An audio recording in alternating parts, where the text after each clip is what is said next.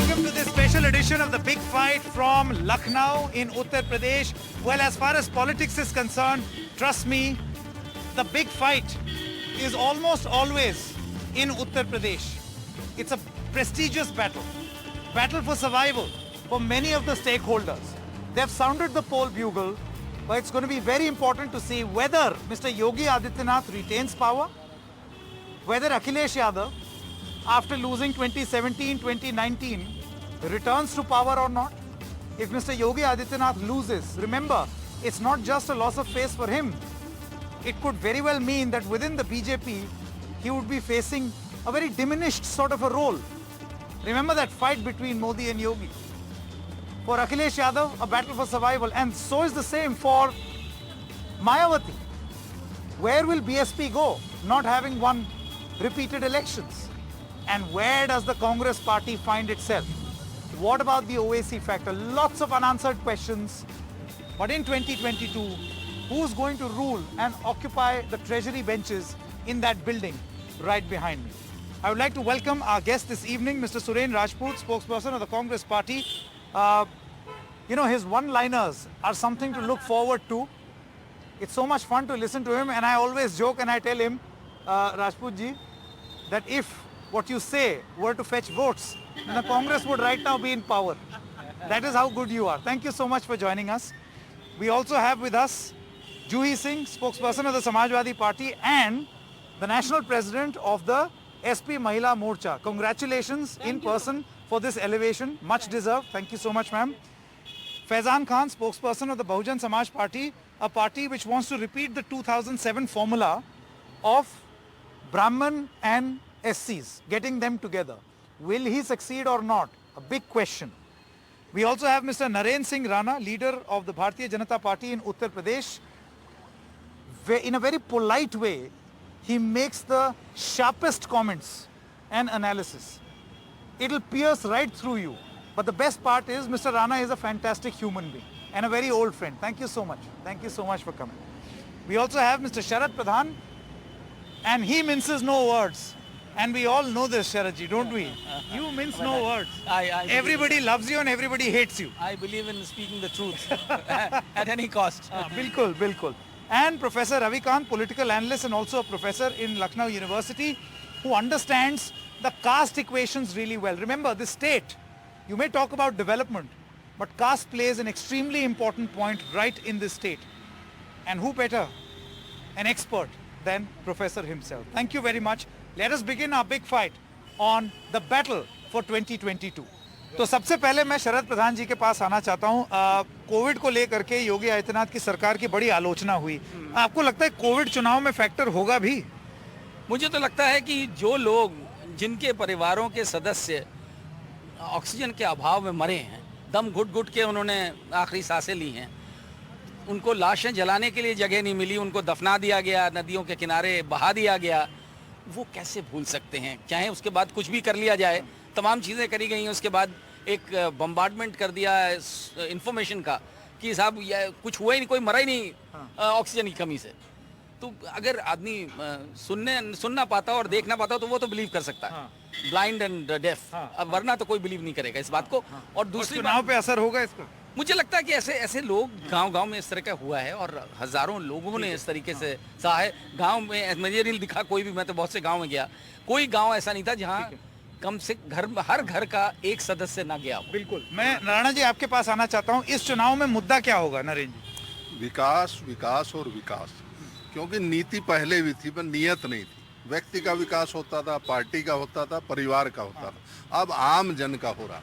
वो कहता है कि फूल पर वोट देंगे, कमल का फूल भी नहीं कहता। उस गरीब आदमी को कहता भोजन दिया है, वो कहता हमको मकान दिया है, हमको इलाज दिया है और हमको खर्चने के लिए पैसा भी हमारे अकाउंट में दिया। भाई तो बाकी सरकारें भी कह रही हैं वो देती थी, फर्क क्या है?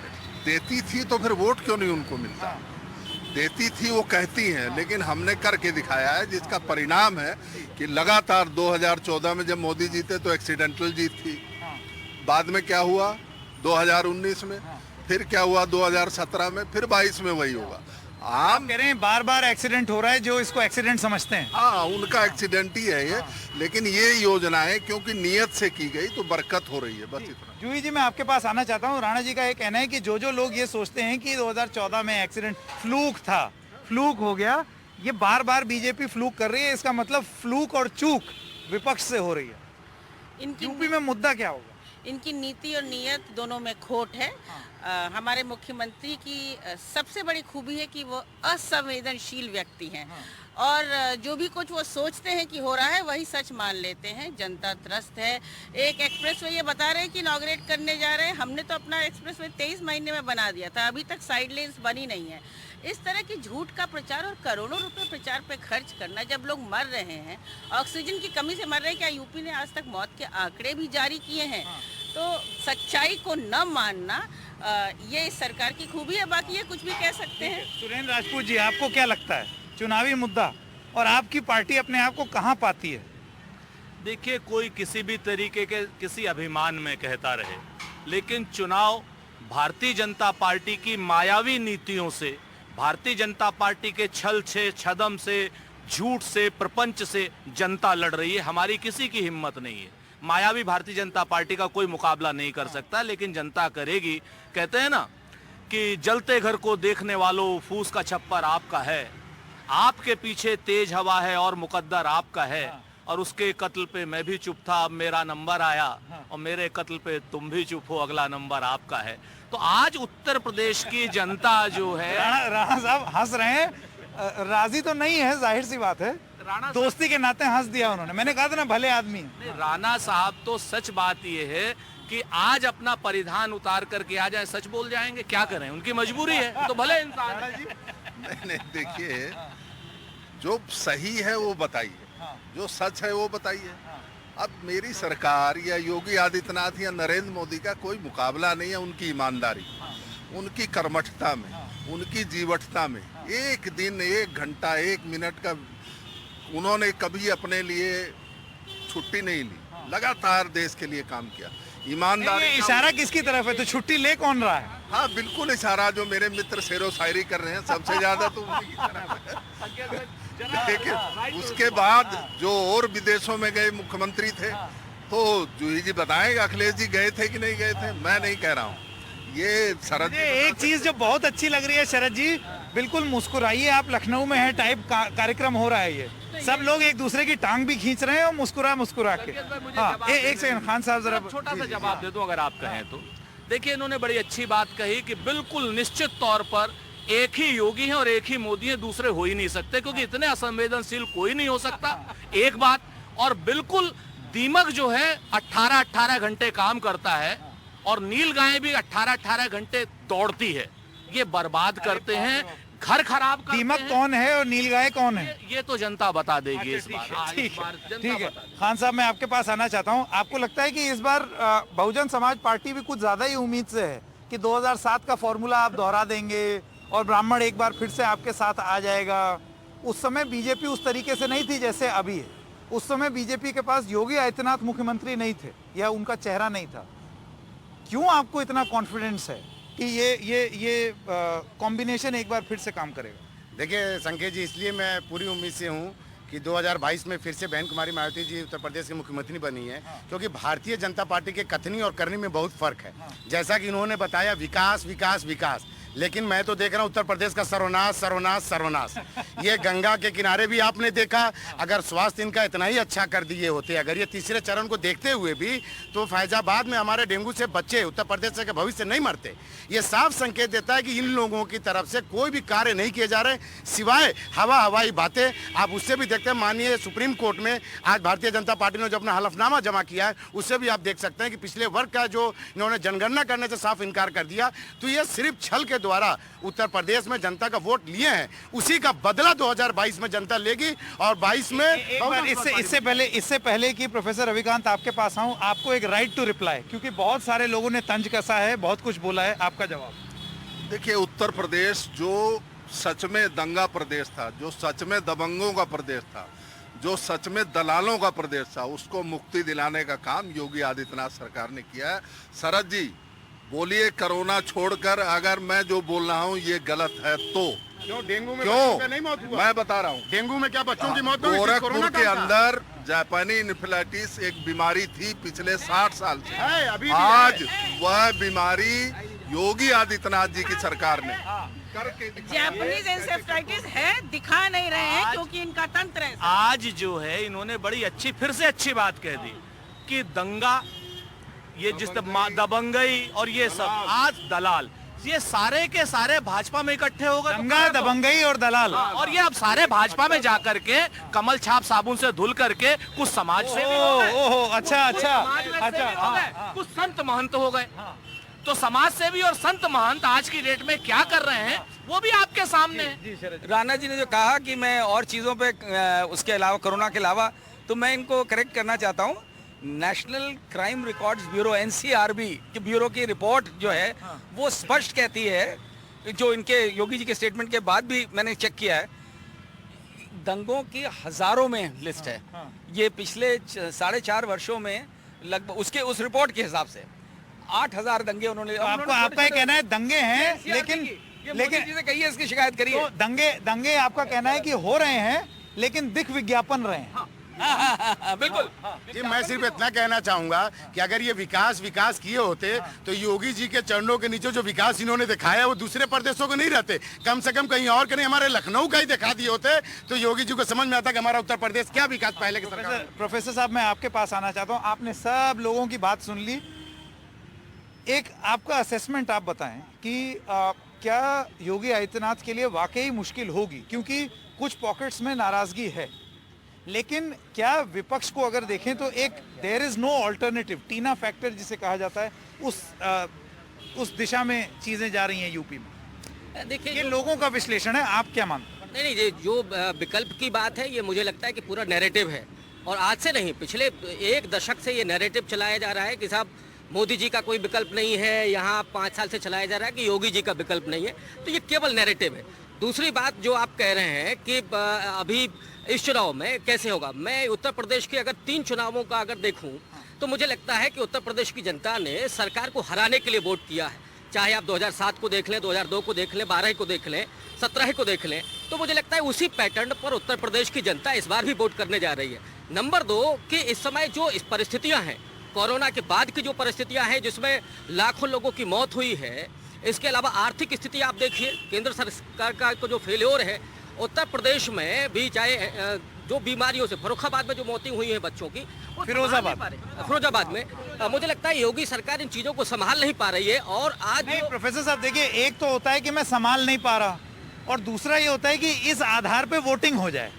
ये वो प्रदेश है जहां पर आप विकास अगर इतना बड़ा मुद्दा होता तो शायद सरकारें नहीं बदलती उस तरीके से, क्योंकि हर सरकार अपने बायोडेटा में यही बताती है कि भाई हमने ये सड़क बना दी, हमने ये फलाना ढिमकाना।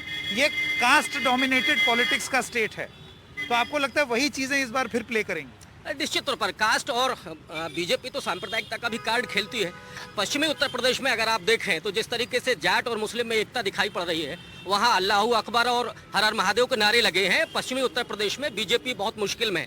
उसके बाद आप आइएगा, अगर जातियों के हिसाब से अगर आप विश्लेषण करें, निषाद एक बड़ी जाति है, 13% वोट है उत्तर प्रदेश में। संजय निषाद को उन्होंने आज जोड़ा है, लेकिन मुझे लगता है कि जमीन पर कोरोना के बाद आप देखिएगा गंगा यमुना की पट्टी में जहां निषादों की ज़्यादा तादाद है, वहां पर लाशों को दफनाया जा रहा था, लाशों को पानी में बहाया जा रहा था, वहां संक्रमण हो रहा था निषादों का, उनकी आजीविका पर सवाल थी, तो वो जाती जा रही है। कुर्मी जो है वो बीजेपी के साथ जुड़ा हुआ था, उसमें से 50% से ज़्यादा बीजेपी से निकल चुका है। लोध जो समाज है कल्याण सिंह की वजह से जुड़ा था, वो भी मुझे लगता है कि वो किसानों की समस्या की वजह से वो निकल चुका है। इसके अलावा दलितों में आप देखिएगा जाटव है ही नहीं इनके पास। रही बात सोनकर और वाल्मीकि है निश्चित तौर पर बीजेपी के साथ, लेकिन कोरी जो है वो बड़ी तादाद है, और पासी, ये दोनों जातियां बीजेपी से अब छिटक रही हैं। इसके अलावा ओबीसी में और जो जातियां हैं, मौर्य, केशव प्रसाद मौर्य के साथ बीजेपी ने क्या किया, उसका मुझे लगता है कि बहुत बड़ा क्या किया, उसका बड़ा असर है। वो उसमें पहले तो मुख्यमंत्री नहीं बनाया, उसके बाद स्टूल पे बिठाया, उनकी नमस्कार नहीं ली, उनका नेम प्लेट हटाया, तो बराबर ओबीसी को, दलितों को बहुत सारे कास्ट कॉम्बिनेशन बता दिए हैं प्रोफेसर साहब ने। इस वजह से राणा जी का राइट टू रिप्लाई, इनके हिसाब से तो आप आपकी डबल डिजिट भी पार नहीं कर पाएंगे। नहीं, एनडीटीवी तो कभी नहीं चाहेगा कि अरे ये क्या बात हुई, ये क्या बात हुई। मैं तो एक सेकंड बात प्रोफेसर साहब की, एक तो हमने आपको राइट टू रिप्लाई दी, आपने हमको ही दाग दिया। देखिए प्रोफेसर साहब को बुलाया गया, ठीक है, एनडीटीवी ने बुलाया है तो प्रोफेसर साहब तो बोलेंगे ना। बुलाया तो आपको भी है। सुनिए, हम सुरेंद्र जी हैं, जूही जी हैं, हम अपनी पार्टी का पक्ष रखेंगे, ये स्वाभाविक है, ये कोई ऐसा विषय नहीं है। उसके बावजूद मैं ये पूछता हूँ कि क्या 2014 के बाद हुए सारे चुनाव जिसमें सपा बसपा का गठबंधन हुआ, जिसमें सपा कांग्रेस का गठबंधन हुआ, यहाँ पर दो युवराज घूमे, यहाँ पर दो बहन जी और भाई जी घूमे, क्या उत्तर प्रदेश की सरकार को कमजोर कर पाए? आज तो सब अलग अलग हो, क्या बात करते हैं आप? मुकाबला पहले अपने से कर लीजिए, फिर भारतीय जनता पार्टी से। एक बड़ी बात है ये, एक सेकंड, एक बड़ी बात है, और इसमें आप तीनों को लपेटे में ले लिया राणा जी ने। जवाब वो प्रोफेसर साहब का दे रहे थे लपेटे में, क्रॉस फायरिंग में आप लोग आ गए। मुझे जवाब नहीं था प्रोफेसर साहब की बात का जवाब नहीं। शरद जी सही कह रहे हैं कि उन्होंने बात मुद्दों की और इन्होंने बात संबोधन फैला दी, क्योंकि मुद्दों पर इनके पास जवाब। अच्छा, लेकिन मुझे एक बात बताइए, आपने सारे फॉर्मूला ट्राई कर लिए, BSP plus SP, Congress plus SP, और ये सारी चीजों को फेल हो जाने के बाद अब एक छितराया हुआ विपक्ष उत्तर प्रदेश में दिख रहा है। मुझे आप ये बताइए, जब इतना विभाजन होगा विपक्ष में, तो ये विभाजित विपक्ष का फायदा बीजेपी को नहीं हो जाएगा? ये बड़ी अच्छी बात आपने संकेत पूछी। जो सबसे बड़ी बात इन्होंने कही ना, उस पर भी फिर एक छोटा सा शेर सुन लीजिए। कहते हैं ना कि लश्कर भी तुम्हारा, इसी में मजा आता है। और इसमें मैं और बता दूं, ये एनडीटीवी के को छोड़ करके है। अच्छा। कहते हैं, हाँ मैं साफ कह रहा हूं कि लश्कर भी तुम्हारा है, सरदार तुम्हारा है, तो तुम झूठ को सच लिख दो, अखबार तुम्हारा है। और इस दौर के फरियादी जाएं तो कहां जाएं, सरकार तुम्हारी है, दरबार तुम्हारा है। आज की डेट में भारतीय जनता पार्टी, अभिमानी भारतीय जनता पार्टी, लोगों की संवेदनाओं से खेलने का काम कर रही है, अपने मन से नैरेटिव गढ़ रही है, अपने मन से अखबार 274 अखबारों में फ्रंट पेज का ऐड दे रही है। उस ऐड के पैसे से अगर ये लोग बच्चों की वो कर लेते तो मेरे ख्याल से बच्चे मरते नहीं।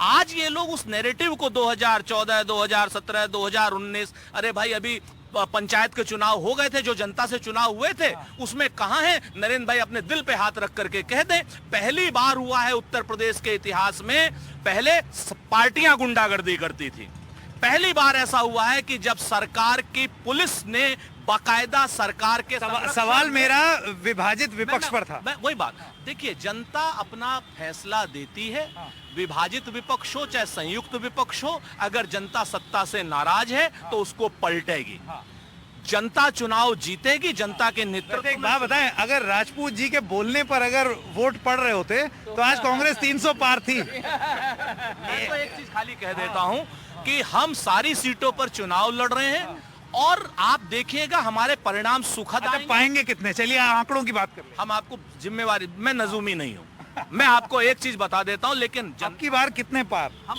ये भाजपा का नारा है, जहां जहां इन्होंने 200 पार कहा वहां 75 रह गए। पिछली बार जितने थे उतने पाएंगे क्या?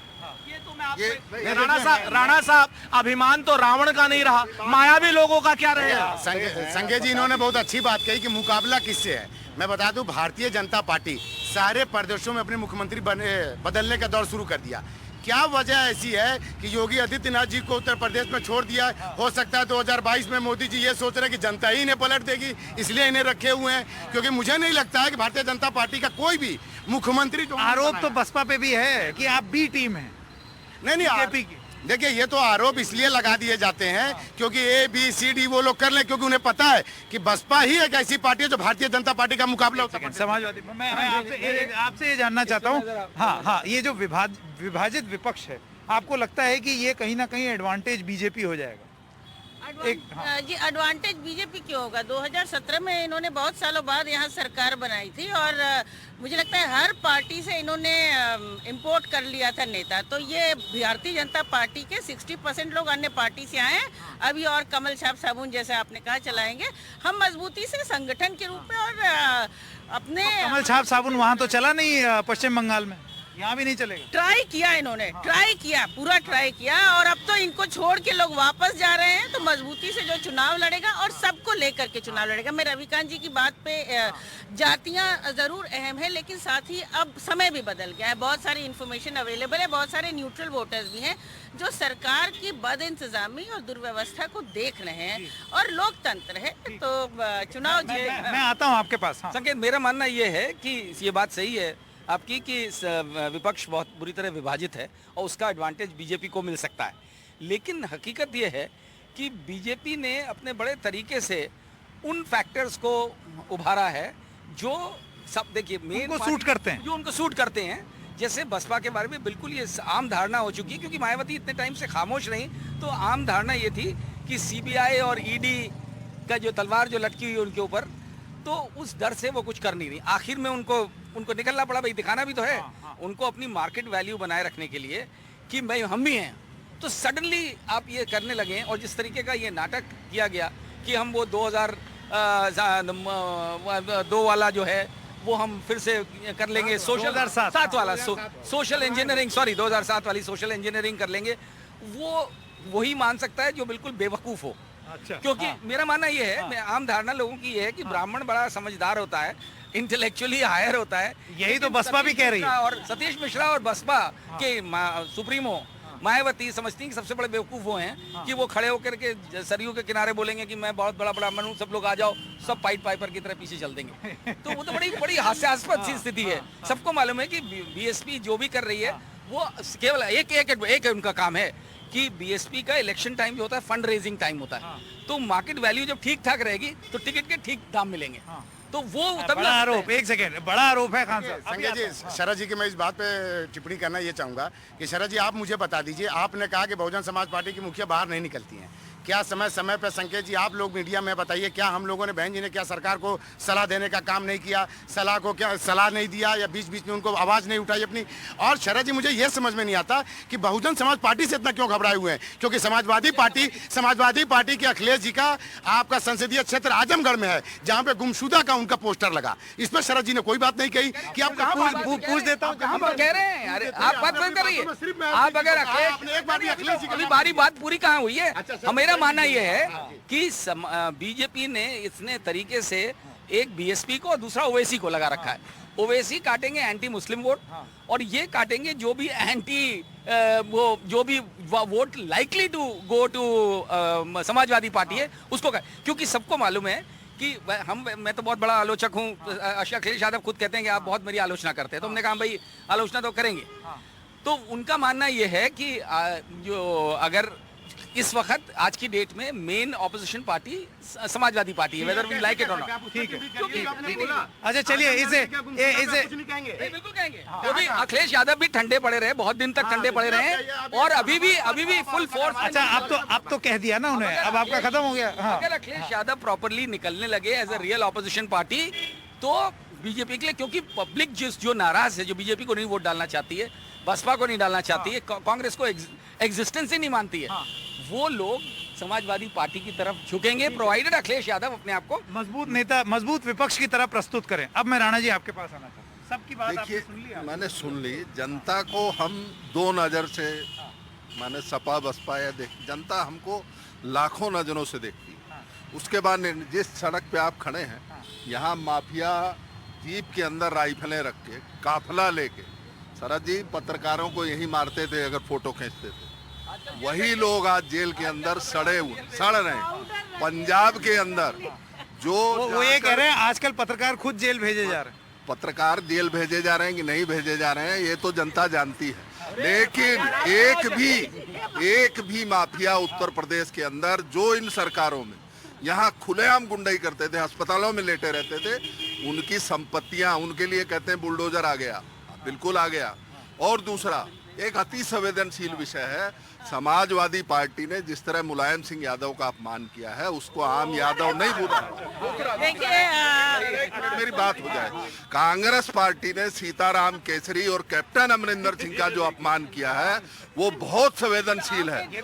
बहुत रिवाइंड कर दिया। आज के अखबार, वो देखिए आप सीताराम केसरी तक गए, वो शरद जी अडवाणी तक चले गए। मैं कह रहा हूँ आज के अखबार भले पढ़े। एक बार एक उदाहरण बता दीजिए कि हमने किसको हटाया है। अब देखिए, भारतीय जनता पार्टी के लोग बड़े गजब लोग हैं। अभी कल तक जब मुख्यमंत्री थे हमारे कैप्टन साहब, तब तक सबसे बड़े देशद्रोही थे, किसान आंदोलन को चलाने वाले थे, फंड करने वाले थे, खालिस्तानियों का। आज हीरो बने हुए। आज इनके हीरो बन गए। जो लोग जो है, अखबारों में है। हम नहीं कह रहे, जो वो कह रहे हैं। नरेंद्र भाई सुन तो लीजिए, क्यों परेशान हो रहे हैं। मैं आपको फिर से बता दूं, मेरे घर का बुजुर्ग हम इज्जत करते हैं, आपकी तरीके से मार्गदर्शक मंडल में नहीं डालते हैं। एक बात जान लीजिए, आपने तो निकाल ही दिया, बेचारे वो अलग अपना कुछ बनाने की सोच रहे हैं। हमारे बुजुर्ग हैं, नाराज हैं, हम उनकी नाराजगी सर माथे लेते हैं और हम उनको मना लेंगे। यही चीज बीजेपी भी बोल रही है। अडवाणी जी की नाराजगी सर माथे पर। अगर उन्होंने यशवंत सिन्हा की नाराजगी सर माथे ली हो तो बताएं, कीर्ति आजाद की नाराजगी सर माथे ली हो तो। अच्छा, अभी जरा प्रेजेंट में आए, ऐसे तो इतिहास में हम चलते चले जाएं। मैं तो अभी फिर कहीं हम नेहरू तक ना पहुंच जाएं। अभी आपको तुरंत ही बता देते हैं। नाना पटोले इनके सम्मानित सांसद थे, उनकी नाराजगी सर माथे ली हो तो बता दे। मैं तो आपसे एक बात कहता हूं, इनका नाश मारेगा किसान। किसान की आह ली है इन्होंने। और आप किसान का सहारा ले रहे हैं। नहीं, हम किसान का सहारा नहीं, हम किसान के सहारे के आपको लगता है किसान के नाम पर राजनीति हो रही है और क्या कामयाब होगी? नहीं, वो भी बिल्कुल प्रायोजित है। ये देखिए, बिल्कुल 100% प्रायोजित है। वरना अखबार ये ना लिखते कि उत्तर प्रदेश के किसान हरियाणा में आंदोलन क्यों कर रहे हैं। मैं भी बहुत अच्छी बात। संकेत जी, इम्पोर्टेंट बात, मैं किसान हूँ, हम खेती करते हैं, आप किसान परिवार से। नहीं, किसको पीड़ा है? केवल मोदी हटे, केवल योगी हटे, हम कोई कानून नहीं मानेंगे। कानून रद्द। संकेत जी, प्रति आए इन्होंने कितना बढ़ा दिया। एक सेकंड। संकेत जी, आपका इतना बड़ा मंच है और मुद्दों की बात हो रही है। महंगाई बढ़ रही है, बेरोजगारी बढ़ रही है, लोग मर रहे हैं, बच्चों को ऑक्सीजन नहीं मिल रही है, स्वास्थ्य सेवाओं में विस्तार नहीं हुआ, मुख्यमंत्री बंगाल में प्रचार करते रहे। तो इन मुद्दों पर न बोलना पड़े, इसलिए ये इस तरह की बातें कर रहे हैं। जिसका बुजुर्ग होगा वो उसको इज्जत करेगा और नहीं तो उस बुजुर्ग को अधिकार है। क्या कह रहे थे उसका प्रोफेसर? मैं कह रहा हूं कि किसानों के जिन किसानों को ये किसान मानने से इनकार कर रहे हैं, ये बता दिया भारतीय जनता पार्टी के अपने संकल्प पत्र में इन्होंने किसानों का आय दोगुना करने का काम बताया हुआ था। जबकि आरबीआई का रिपोर्ट हम सबके सामने है कि प्रति आय आमदनी कितनी घटी है भारतीय जनता पार्टी के वजह से। ये किसानों का क्या लाभ दिए हैं? उनका आय दोगुना करने के बजाय उनके सर फोड़ने का काम कर रहे हैं। तो ये किसका काम किए ये बता दें, किस जाति का काम किए, किस समूह का काम किए, सबको ठगने का काम किए, छलने का काम किए। विकास के नाम पे इन्होंने उत्तर प्रदेश को बेच दिया। आप देख लीजिए, सारी सरकारी संस्थाएं हमारी प्राइवेटाइजेशन की तरफ बढ़ रही हैं और ये अपने जितने भी सरकारी हमारे पोस्ट हैं उसको तक नहीं भरने का। एक बैकलॉग ये क्लियर क्यों तो बता दे, रोजगार कहीं दिए हो तो ठीक है, समझ गया। हाँ, मैं आप देखिए, मैं बहुत छोटी सी बात कह रहा हूं आपसे संकेत भाई। किसान के लिए जो बात कह रहे थे कि आय दुगनी करेंगे, खर्च दूना कर दिया, डीजल डबल कर दिया, यूरिया का कट्टा 50 किलो से 45 किलो का 5 किलो का डाका मार दिया, फार्म इक्विपमेंट्स पे 18% कर दिया, पिछले 4 साल से 1 रुपया गन्ने का एमएसपी नहीं बढ़ाया। और उसके बाद सबसे बड़ी बात ये लोग करते हैं किसान के नाम पर जो झूठ छल और कपट करते हैं। मैं एक बुनियादी सवाल, मैं आऊंगा आपके पास, राइट टू प्रोफेसर साहब, मुझे बताइए आपके हिसाब से यूपी चुनाव में मुद्दा क्या होगा? क्योंकि यहाँ पर अलग अलग टाइप की बातें हो रही हैं, मुद्दे की भी बात हो रही है, यहाँ पर मुद्दे पर जवाब भी दिया जा रहा है। लेकिन जो यूपी को जानता है वो जानता है कि इस तरीके से ऐसे कोई एक मुद्दा नहीं होता। मतलब अगर 400 से ज्यादा सीटें हैं तो 400 से ज्यादा सीटों पर 400 अलग अलग मुद्दे हैं। निश्चित रूप से उत्तर प्रदेश 24 करोड़ की आबादी है, 4 बड़े बड़े क्षेत्रों में विभाजित है।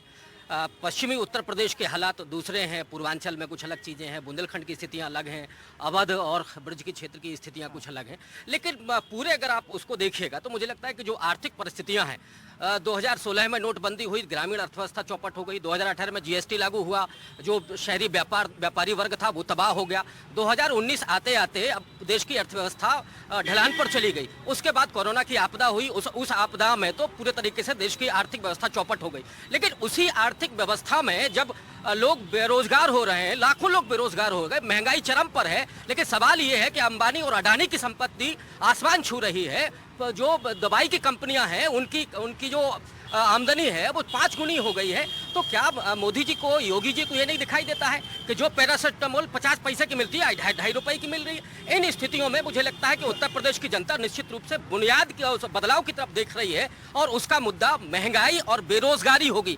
लाखों नौजवान, जिसका मुझे लगता है योगी जी ने बहुत अपमान किया कि साहब पहले तो उन्होंने कहा कि साहब यहाँ कोई पढ़ाई लिखा नहीं है, उसके बाद जब वो धरने पर थे तो लाठियां चलवाई। ठीक है, जल्दी से आपका जवाब। प्रोफेसर साहब, अब आप फिर प्रोफेसर साहब के एकदम पीछे पड़े हुए हैं आप। फिर आप हमारे पीछे पड़ जाएंगे। अभी 2017 में उत्तर प्रदेश की अर्थव्यवस्था 7वें नंबर पे थी, ये तो आंकड़ा है। आज दूसरे नंबर पे है। कोरोना के बावजूद per capita income Uttar Pradesh में पर कैपिटा इनकम बहुत कम है। उत्तर प्रदेश के अंदर जितना विकास हुआ है वह जनता के पैसे से ही हुआ ना, और यह पैसा ईमानदारी से खर्च हुआ। आज 33 मेडिकल कॉलेज बन गए, 5 हाईवे बन गए, 5 इंटरनेशनल एयरपोर्ट बन गए। यहाँ लोग कह रहे हैं कि एक भी धरातल ये उसी पे चलेंगे भी और उसी को कहेंगे कि नहीं। ये तो जैसे समाजवादी आपके चैनल पे भी चला, अगर मेडिकल कॉलेज बने होते तो फिरोजाबाद में हमारे डेंगू से बच्चे नहीं मरे होते। एक एक्सप्रेस वे पे जिनकी बुनियाद इन्होंने शुरू की हो उस पर आप और हम चले।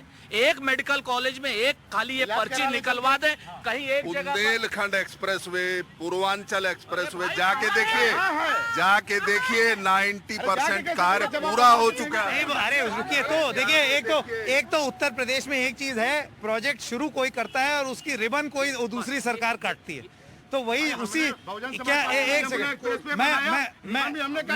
नहीं बीएसपी ने ताज एक्सप्रेसवे बनाया, रिबन अखिलेश जी ने काटी।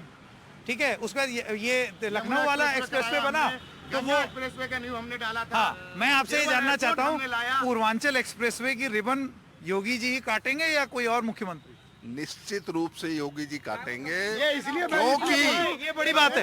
चाहे देखिए, चाहे वो कंप्लीट हो, आज की डेट में पूर्वांचल एक्सप्रेसवे में जितने भी उसकी साइड कनेक्शंस हैं कोई नहीं बने, तो अगर आप उस पर चढ़िएगा तो सीधे बलिया में उतरेंगे उससे पहले। हाँ, उद्घाटन एक और कर दूं मैं, बना अभी है नहीं, इतने बड़े बड़े क्रैक्स आ गए हैं, वहां जाकर के देख लीजिए, अगर आप चाहें तो उसकी मैं वीडियो भी भेज दूं। तो राणा जी ऐसा है, आपने हाईवे तो बना दिया, उद्घाटन भी आप कर देंगे चाहे बने या ना बने? नहीं बनेगा, उस पर जो है हम चलेंगे भी, उस पर सेना के हेलीकॉप्टर जहाज भी उतरेंगे और 5 हाईवे पे चलेंगे इसी अगले महीने। आपको पता होगा योगी आदित्यनाथ जी की सरकार जब आती है तो उन्होंने गड्ढा मुक्त का नारा दिया था और उसमें डेट भी दिया था। आज ये बता दीजिए गड्ढा सड़क में है या सड़क गड्ढे में है, इसका जवाब भारतीय जनता पार्टी। गड्ढा युक्त का होगा, क्योंकि लखनऊ में अभी खबर छपी थी नवभारत टाइम्स में कि 23 किलोमीटर के शहीद पथ पे जो रिंग रोड है यहाँ की, उस पे 446 गड्ढे हैं, वो बारिश से पहले थे, अभी करीब 800 हो गए होंगे। मैं अब लास्ट में जाते जाते आप लोगों से बात करना चाहता हूं जातीय समीकरण पे। प्रोफेसर साहब आपसे शुरू करते हैं। आपने बड़ा डिटेल दिया कि ये बीजेपी से चला गया, वो चला गया, ये चला गया, तो आपकी माने तो इस बार तो डबल डिजिट भी नहीं, कि मुझे तो लग रहा है कहीं सिंगल में ना रह जाए आपके आंकलन के हिसाब से। मैं ये जानना चाहता हूँ कि क्या कॉम्बिनेशन कहाँ बैठ रहा है आपके हिसाब से, क्योंकि आपने बताया जाटव जो प्रमुख रूप से 2017 में जीत के लिए जिम्मेदार थे वो नहीं है, तो ये समीकरण कैसे बैठ रहा है? अगर आप थोड़ा देखिए, पश्चिमी उत्तर प्रदेश में अगर आप देखिए वहाँ 15% जाट है और पूरे उत्तर प्रदेश में वो 7%।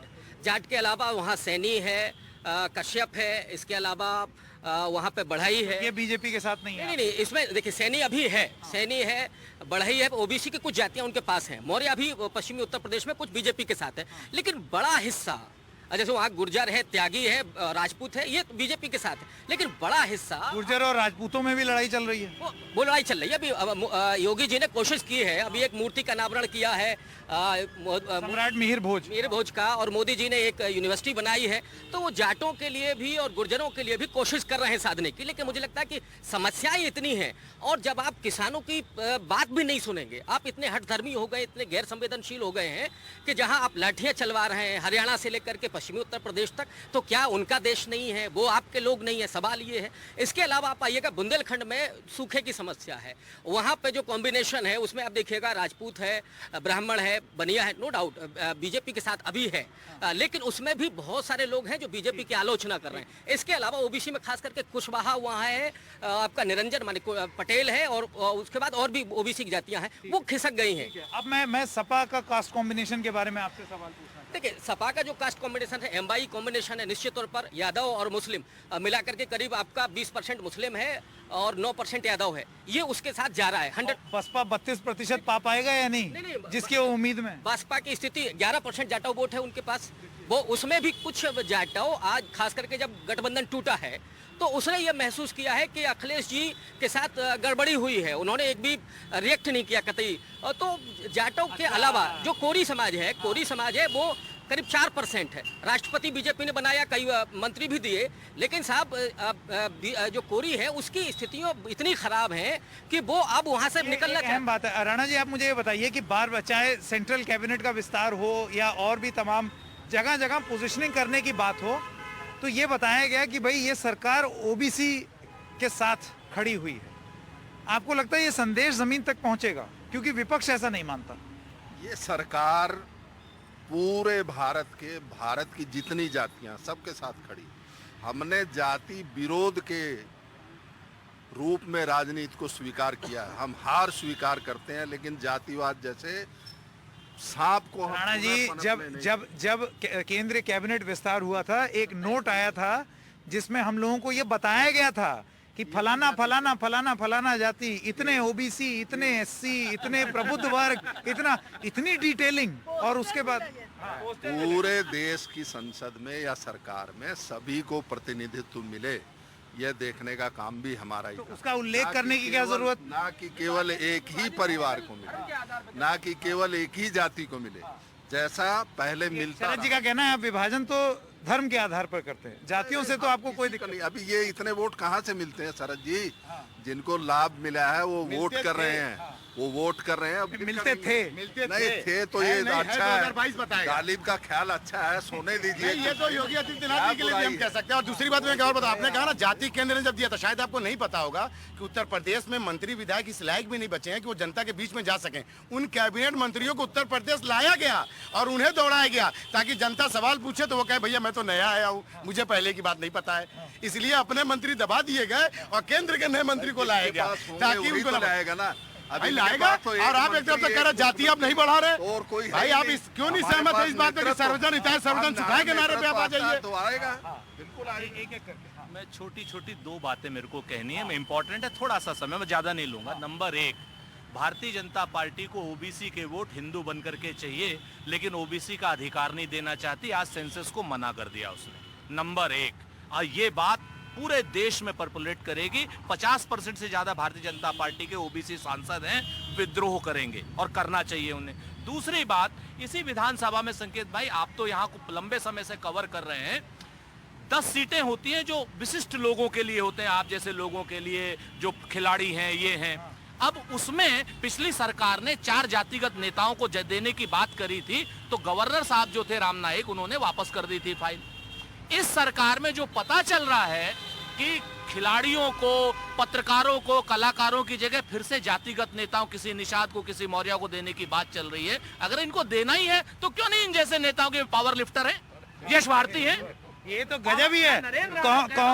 कांग्रेस बीजेपी की बैटिंग कर रही है भाई, ये तो अद्भुत हो गया। ऐसा गठबंधन, ऐसा गठबंधन। भाजपा की, ये मसला भाजपा का नहीं, ये मसला खिलाड़ी का है। हम ये कह रहे हैं कि जातिगत नेताओं को जिन्होंने पहले। राणा जी इसका आप जवाब दे दें, राइट टू रिप्लाई आपका। नहीं, अभी इंतजार कीजिए, अभी ये क्या किया तो ख्याली बात हुई ना। अभी जब आएगा तो बिल्कुल उसमें खिलाड़ी भी होगा, साइंटिस्ट भी होगा, इंजीनियर भी होगा, निश्चित रूप फिर उनकी जातों का जाति का उल्लेख भी होगा। वो एनडीटीवी का काम है। नहीं नहीं नहीं नहीं नहीं, बिल्कुल नहीं। मैं आपको वो पर्ची दिखा सकता हूँ जो सरकार की तरफ से आई थी, उल्लेख सरकार से आया था। संकेत भाई, अगर इनका नहीं हुआ या किसी अच्छे खिलाड़ी का इनसे नहीं हुआ तो क्या भारतीय जनता पार्टी छोड़ेंगे? अब ऐसा है, आपने उनका नाम ले दिया, अब बेचारे वो हो भी रहा होगा तो पार्टी कहेगी देखो कांग्रेस बैटिंग कर रही है, कांग्रेस बैटिंग कर रही है, कुछ गड़बड़ है। ये पावर लिफ्टर रहे हैं, इस बात से हम इनकार नहीं, हमारे विरोधी पक्ष में है, लेकिन इनसे अच्छे खिलाड़ी भी होंगे, और अगर नहीं है तो जातिगत नेताओं से तो कहीं अच्छे खिलाड़ी हैं। इतनी अच्छी बढ़िया राजनीति जो यहाँ हो रही है, ऐसी उत्तर प्रदेश में भी हो जाए, जिसमें कांग्रेस बीजेपी की बड़ाई कर रही हो। कांग्रेस आप बीजेपी की बड़ाई नहीं, कांग्रेस बीजेपी आप एक व्यक्ति की बड़ाई कर, इंडिविजुअल एक खिलाड़ी की बड़ाई कर रहा ठीक है, हूं। समझ गया। जातिगत नेताओं समझ के अलावा कम से कम खिलाड़ी के तरफ तो जाए। जातीय आधार पर आपको अभी आपने सुना, प्रोफेसर साहब का आकलन सुना, मैं आपसे जानना चाहता हूं कि समाजवादी के, ये तो हर पार्टी बोलती है कि हम सर्वजन के हित में काम करते हैं, हम सब की पार्टी हैं। कोई पार्टी ये तो बोलेगी नहीं कि मैं इसी की पार्टी हूं, लेकिन आपका मतलब बिल्कुल सटीक और ऑनेस्ट विश्लेषण दीजिएगा, समाजवादी पार्टी अपने आप को इस जातीय समीकरण में कहां पाती है? संकेत जी, सरकार वही पार्टी बनाती है जो सब जातियों को जोड़कर चलती है। ये ज़रूर है कि कुछ जातियां ज़्यादा हमारे साथ रहती हैं और कुछ हम जोड़ने की कोशिश करते हैं, लेकिन भारतीय जनता पार्टी जैसी जातिवादी पार्टी जो जातिवाद का कार्ड खेलती है तो राष्ट्रपति की जाति बना देते हैं। संवैधानिक संस्था, आज तक किसी व्यक्ति ने इनके आने से पहले राष्ट्रपति की जाति को लेकर प्रचार नहीं किया। पोस्टर्स लगते हैं इनके मंत्रियों के, तो मुद्दे कहाँ हैं? मुद्दे कहीं ना कहीं इस शोर में खो जाएं, मुद्दे हावी रहे हमारी ये। नहीं, ऐसा है जूही जी, आप मुझे ये बताएं कि जाति के आधार पर राजनीति आपने भी की, आपने भी की, आपने भी की और आप भी कर रहे हैं। हमने नहीं की साहब, हाँ, हमने नहीं। अच्छा नहीं, अब एक सेकंड राजपूत जी, आरोप ये लगेगा कि आप सत्ता में ही कहाँ आए, तो इतनी नहीं, पिछले कितने दशकों से ना हम पे तो यही इल्जाम है कि हम सत्ता में ही रहे। आप कह रहे हो हम सत्ता में कहाँ है? मैं यूपी की बात कर रहा हूँ भाई। हमने जब से धर्म और जाति की राजनीति से हमने मना किया, तभी तो हम सत्ता में नहीं आए। आज की डेट में मंडल और कमंडल को हमने भी अंगीकार कर लिया होता उसकी राजनीति को, तो हम भी सत्ता में रहते। हमने तो सत्ता को तिलांजलि देना उचित समझा, संविधान के साथ रखने। बिल्कुल उत्सुक हैं, उतावले हो रहे हैं कुछ बोलने के लिए। मैं सुरेंद्र जी से कहता हूं कि राहुल गांधी जी बार बार जनेऊ, तिलक, टीका, ये मंदिरों में मतलब ये क्या है भाई? एक काम करिए ना, आप अगर नहीं मानते तो मत करिए, लेकिन चुनाव के समय, हाँ सही कहा आपने, चुनाव के समय क्यों करते हैं? और समय करिए।